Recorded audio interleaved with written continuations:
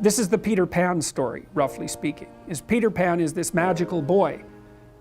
Pan is the god of everything, roughly speaking, right? And so it's not an accident that he has the name Pan. And he's the boy that won't grow up. And he's magical. Well, that's because children are magical. They can be anything. They're nothing but potential. And Peter Pan doesn't want to give that up. Why?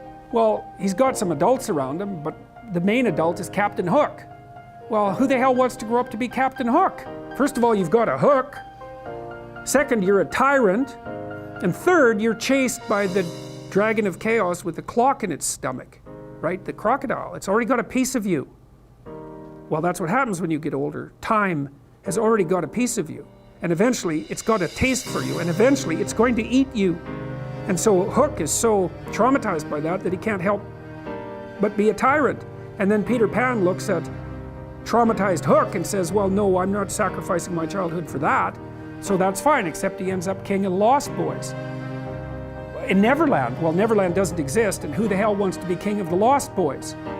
And he also sacrifices the possibility that he'll have a real relationship with a woman, because that's Wendy, right? And she's kind of conservative, middle-class, London-dwelling girl. She wants to grow up and have kids and have a life. She accepts her mortality, she accepts her maturity. Peter Pan has to content himself with Tinkerbell. She doesn't even exist. She's like the fairy of porn. She doesn't exist. She's the substitute for the real thing. And so, but the dichotomy that you're talking about is very tricky, because there's a sacrificial element in maturation, right? You have to sacrifice the pluripotentiality of childhood for the actuality of a frame. And the question is, well, why would you do that? Well, one reason is, it happens to you whether you do it or not. You can either choose your damn limitation, or you can let it take you unaware when you're 30, or even worse, when you're 40. And then that is not a happy day. And I see people like this, and I think it's more and more common in our culture, because people can put off maturity without suffering an immediate penalty. But all that happens is the penalty accrues. And then when it finally hits, it just wallops you, because when you're 25, you could be an idiot. It's no problem. Even when you're out in a job search, it's like, well, you don't have any experience and you're kind of clueless. It's, yeah, you're young, it's no problem. That's what young people are like, but they're full of potential. Okay, well, now you're the same person at 30. It's like people aren't so thrilled about you at that point. It's like, what the hell have you been doing for the last 10 years? Well, I'm just as clueless as I was when I was 22. It's, yeah, but you're not 22.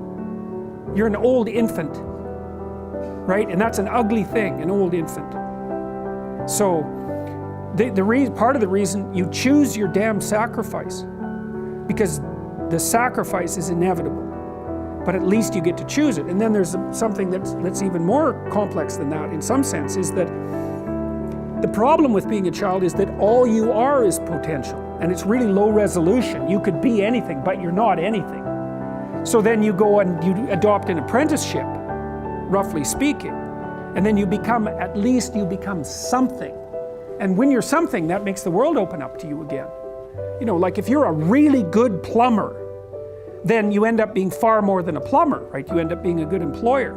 If you're a really good plumber, well, then you have some employees, you run a business, you train some other people, you enlarge their lives, you're kind of a pillar of the community, you have your family.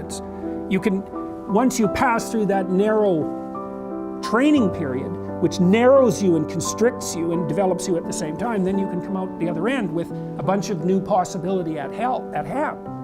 And Jung talked about that. He thought that part of the proper path of development in the last half of life was to rediscover the child that you left behind as you were apprenticing.